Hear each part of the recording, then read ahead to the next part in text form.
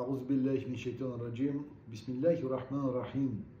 Elhamdülillahi Rabbil alemin. Vessalatu vesselamu ala Resulina Muhammedin ve ala alihi ve sahbihi ecma'in. Emme ba'd. Din mübinde bulunan muhterem aziz kardeşlerim, sizden Allah Teala selamı ve selamlayayım. Esselamu aleyküm ve rahmetullahi teala ve berekatuhu. Bugün Recep ayının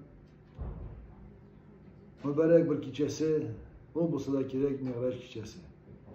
Miraç gecesi bütün dünya, bütün alem bayram ite bugün.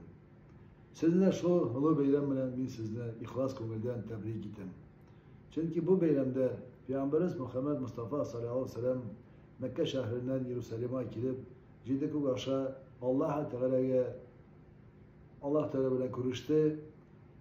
Hem de sıradı ya Rabbim Allah bir mire ümmetime şunday bir bölek cehennemden kurtaraturan diye. Hem Allah Teala anarga böyle gidip namazını böyle gitti. Namaz bana kara ve cemaat. Namaz cehennemden saklaytıran, cennetke kirtetıran Amerikan. O da bana bu kişide buldu. Biz sizin tağın bir kat tebrik ettim. Allah Teala her bir çağızı sağlık, selametlik, istikametler nasip et.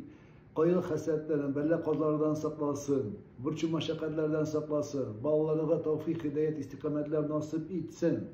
İlk günlerimiz tınıç, imin bulsun. Mallarınızga bereket bilsin. Allah Teala tenlerinizge selametlik bilseydi. Amin.